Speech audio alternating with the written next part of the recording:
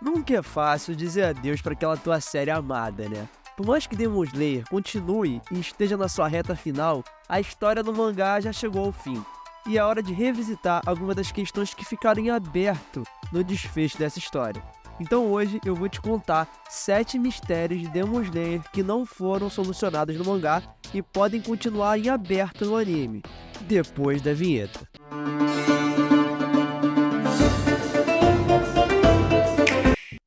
Fala Blippers, Bismarck falando e bem-vindos a mais um vídeo aqui no Jornada. Se você já curtiu esse tema, já mete o dedão nesse like e se inscreve no canal se não for inscrito para não perder nada que rola por aqui.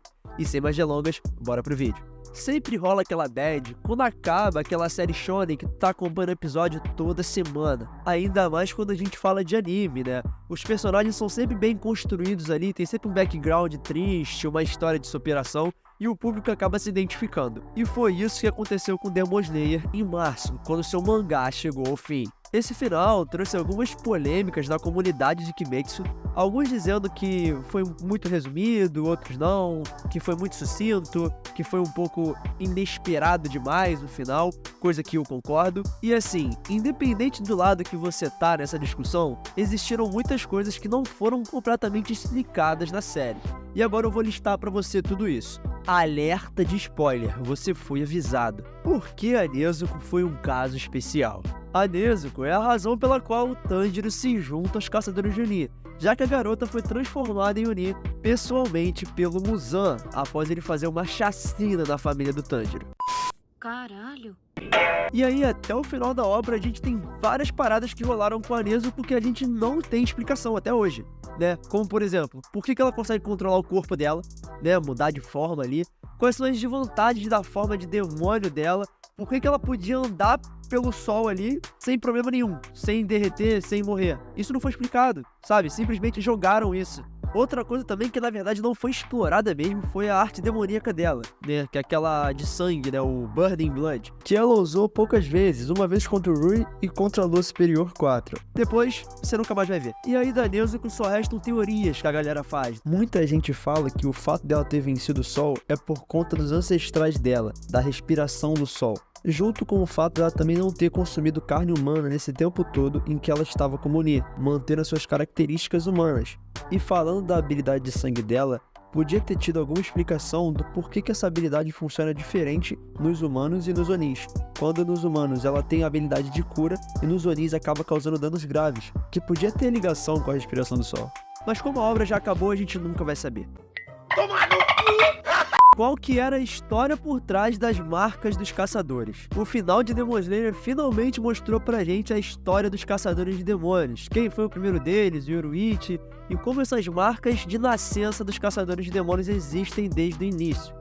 Mas exatamente como essas marcas nasceram e surgiram, e como elas mudam visualmente em resposta à respiração do usuário. Isso não explicou. É verdade. Lembrando aqui, todas as respirações, todos os estilos derivam da respiração do sol, que foi a primeira.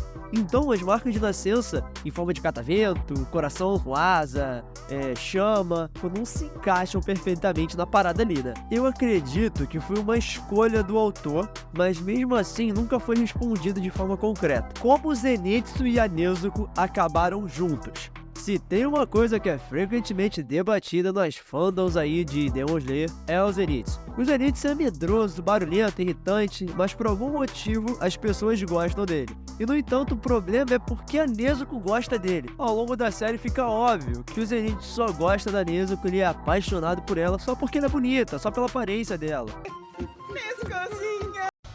Mas aí, uma vez que ela se torna humana, eles aparecem no final juntos, tem até neto, filho, descendente, pelo que dá pra ver. Tipo assim, isso não foi explicado. Os fãs acham que é porque ele é surpreendentemente forte.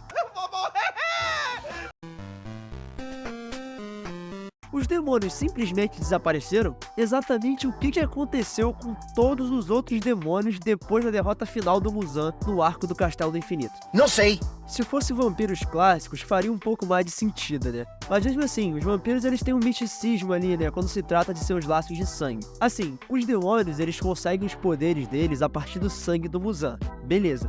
Mas depois que se integra ali na corrente sanguínea do usuário, ele se torna do próprio usuário, né? Por que existem então as artes demoníacas individuais de sangue? A Tamayo, por exemplo, ela criou o Shiro, que beleza, é um Oni criado de uma forma um pouco diferente. Mas ele não morreu, por exemplo, quando o Muzan morreu. E teoricamente, se tem esse laço todo de sangue, ele deveria morrer também. Então, cara, como isso não foi bem explicado, os Onis simplesmente não deveriam ter virado poeira, né? Porque se você parar pra pensar, o Muzan existe desde a era Edo, tipo, há muitos anos atrás. Então devia ter uma cacetada de Oni no mundo. Como é que isso sumiu assim do nada? O que aconteceu com o lírio da Aranha Azul? Então, galera, qual era o propósito do Muzan? Do anime inteiro?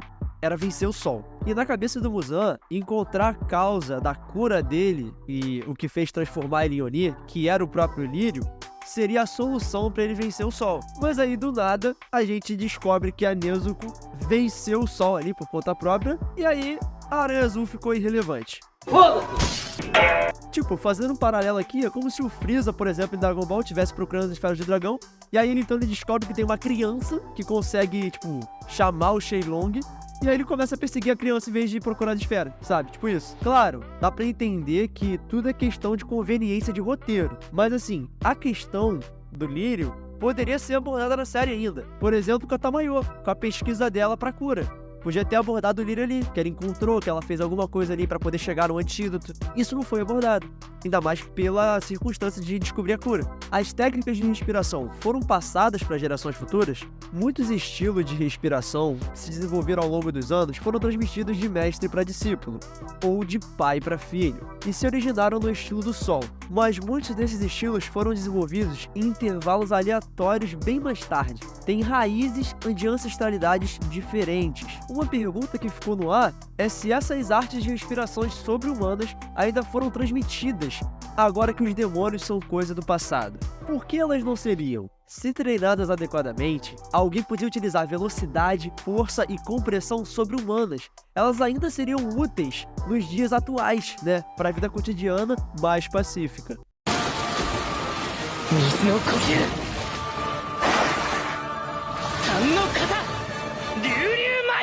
O que aconteceu com o Boyashiki e os outros membros do corpo de caçadores de demônios? E finalmente a história terminou e a trama mudou para uma próxima geração, bem no estilo Jojo. Mas e aí, o que aconteceu com a organização do Boyashiki, os caçadores de demônios? Então, obviamente a gente pode supor que ela se dissolveu, né? Mas assim, era uma operação de alto nível, cara, de nível nacional, que usava residências remotas, sistema de comunicação complexo, elaborado, uma cadeia de comando ali, né, tipo um exército mesmo. Seria um puta desperdício simplesmente abandonar tudo agora que não tem mais demônio no mundo. Então, eles poderiam direcionar os recursos para outro lugar. A rota mais óbvia seria usar isso, né, as técnicas dos caçadores, para treinar pacifistas e soldados, como a galera viu com Ginyu e o Shinaguzawa. Mas infelizmente os fãs nunca descobriram o que aconteceu com a famosa família Ubuyashiki. Eu não entendi esse final. Quer dizer, não entendi foi nada. Bom, galera, esse foi o vídeo de hoje. Comenta aqui embaixo se você também tinha essas mesmas perguntas depois que terminou de ler a obra. E se tu quiser ainda acompanhar alguns vídeos aqui no Jornada, eu vou deixar algumas recomendações aqui no canto do vídeo. Valeu, falou e até a próxima jornada.